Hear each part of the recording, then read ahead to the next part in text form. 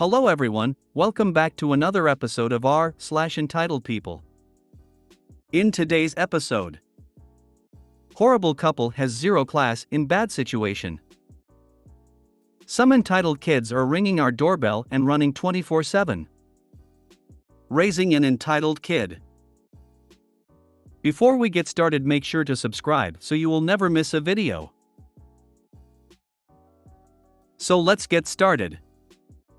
Horrible couple has zero class in bad situation.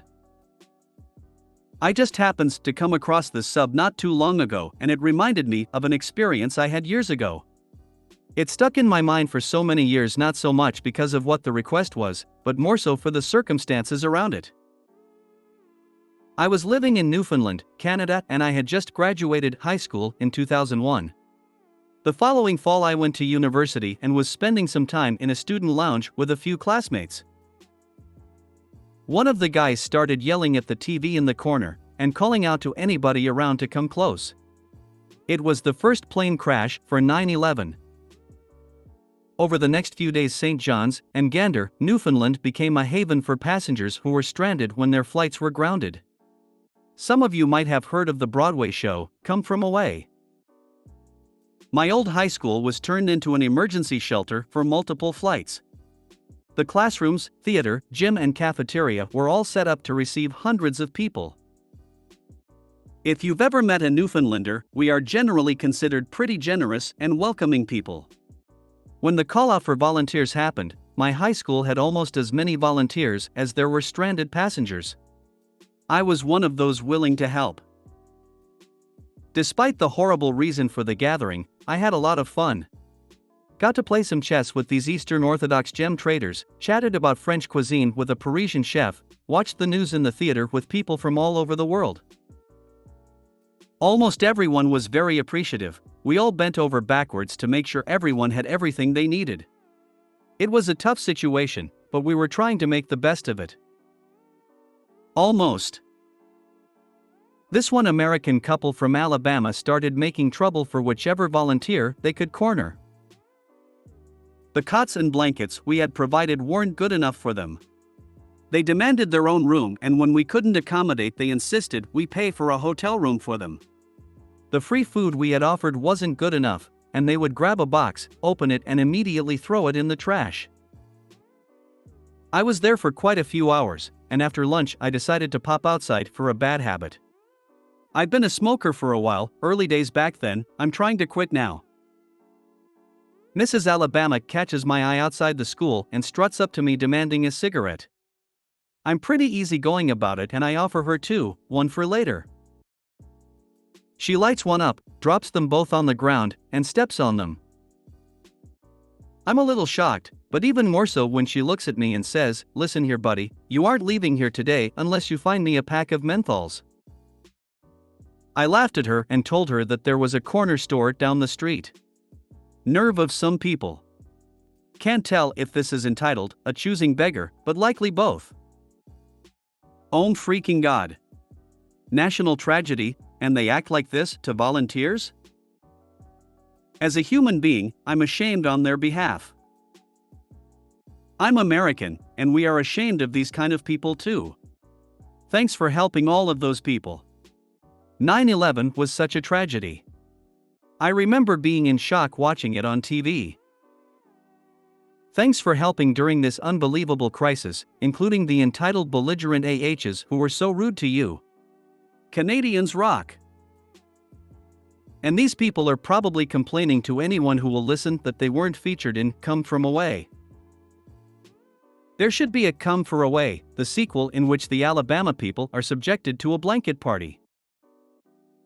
As an American, I just WSNT to say how appreciative I am of you and your town for helping everyone out. And I am completely appalled by those Americans. I wish I could say I was surprised, but I am well aware of my country's shortcomings. That time was horrible for everyone. I remember watching the second plane crash in my middle school homeroom. The fear we felt. I'm from southeastern Virginia. We have a huge military presence in this area. I'd wager that a good 3/4s of my classmates had a parent in the service. We feared a second Pearl Harbor in our area. For us to be so terrified and those two to be acting like that, I truly apologize for their actions. Their behavior is not a representation of all Americans. Once again, thank you for all of your help.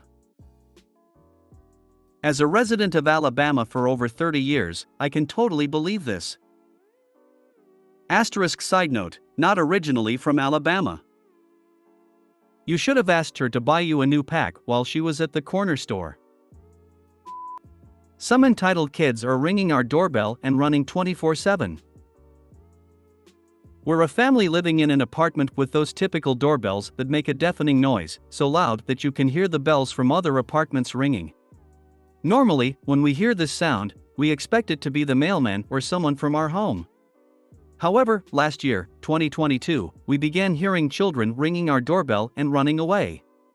It was an isolated incident, and I thought they wouldn't do it again, right? But to our surprise, the next day, there they were again, repeatedly ringing the doorbell. This became a routine. The doorbell rang once, twice, 3 times in a row. Until one day, my brother-in-law, whom we affectionately call Cricket, he has this thing for eating crickets, hence the nickname, decided to confront them. He went out to the balcony and scolded them. They didn't come back for a long period of time, almost a year. But yesterday, the kids rang the doorbell again. Imagine the scene, 7 kids ringing the doorbell and running like crazy. I, already completely irritated, couldn't take it and ran out to the balcony and shouted, "Sons of a b*****," but guess what? At 2 a.m., the kids were back. Ring it, come on. Do it, they encouraged each other. But this time, Cricket came out to the balcony and shouted, "Go ahead, ring that doorbell." And the kids ran away in fear. Today, when we returned home, we saw the kids getting ready to ring the doorbell again. And guess what our reaction was? "Come on, ring the doorbell, come," we shouted in a playful tone. At that moment, my dad noticed an adult man, apparently responsible for them, and went to explain the situation. But you know what he said? "Why are you shouting at the kids? You should be shouting in prison." My dad simply said, "For you to keep saying that, I'm leaving," and he left. A lady who lives in the apartment below came to talk to us about why we were arguing. After a brief explanation, she said the kids had rung the doorbell of her 80-year-old friend and even broken something of hers. Her friend got angry and talked to the kid's mother. The kids said, "Liar, we never touched anything, blah blah blah." And the mother simply believed her children. I wonder, why would an 80-year-old lie about this? The neighbor from the apartment below decided to intervene and said she would talk to a friend of the kid's mother to try to resolve the situation. In the meantime, I'm thinking of filming the kids ringing the doorbell to show it to their mother. If she reacts negatively, I won't hesitate to call the police and present all the evidence that we have. I saw a YouTube video of this, and the kids were waking a woman's baby that was trying to nap. She got a Ring camera for her doorbell and made sure to get a good clear picture. She printed it and posted it on the door telling the kids that she had their picture and were looking for their parents to tell them. If that doesn't deter them, make sure the poster says you will be calling the cops and reporting them for being a nuisance. I saw that video. That was great. I don't know why that kid was going to the same house every day, though. I'm not suggesting you fill water balloons with a concentrated Kool-Aid mix and toss from a shadowy spot. That would be wrong. / no sugar required. Don't forget sticky glitter. Maybe some paint. The kind that doesn't come off skin or takes your skin with it when it comes off. Do it and record them, then tell the mother that you are going to sue them for the harassment her kids are giving you. Also get cops involved, see what happens, then good luck. Depending where you are, this is probably legally considered harassment, and might even be considered stalking. Discuss with the mother if she would like you to press charges or not. Just get a doorbell cam and record it. Then file a restraining order for harassment. Problem solved. Next time they ring that bell, it's off to juvie. Parents have no one to blame but themselves. A restraining order to keep them 100 m from your home might just force them to move. I had this happen while staying at a hotel for work that was also hosting a school field trip for spring break. Every night around 11 p.m. these kids would pound on my door then run away. Since I had to be up at 3 a.m. for work, they were killing my sleep. Turns out they were doing it to a bunch of my colleagues too.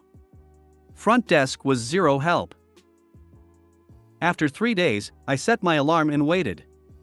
Sure enough, around 11 p.m., 5 kids come giggling up to my door to start kicking and pounding.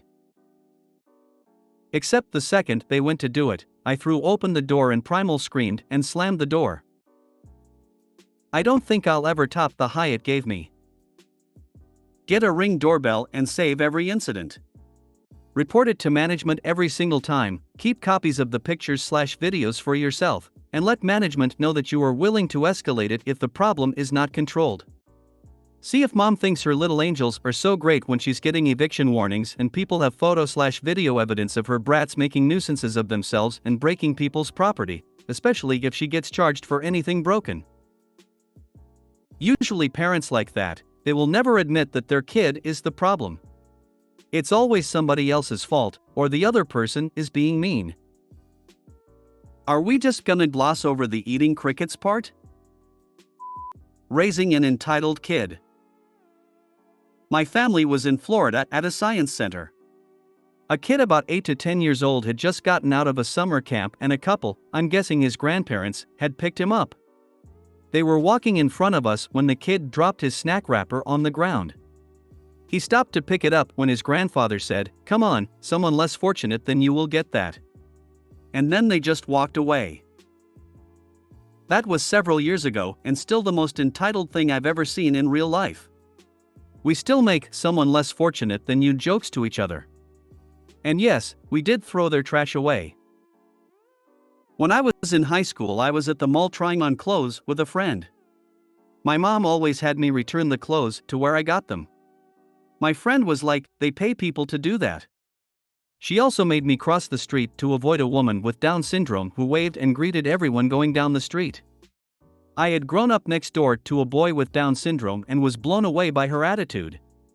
That was the end of the friendship. I had an ex friend that I knew from high school. We went on a trip to another state, and when a family, who were people of color, didn't do what she wanted, she got snippy. As this family walked away, they were complete strangers. I asked, "WTF is her problem?" She insisted that they must obey her orders as her servants. I told her, "They don't know you and they don't want to know you." By the end of that trip, the friendship was ended. It was common for me to see the owner of our company walk in with various trash he had picked up outside. Anywhere he saw litter, he would pick it up. Not just at our place, but anywhere along the way. He was a good man that set a good example even though he had lots of people to do that for him. It's leading from the front. That has stuck with me and I do it too. If you made it to the end of the video, thanks for watching. Don't forget to like, subscribe and share, and we will see you in the next video.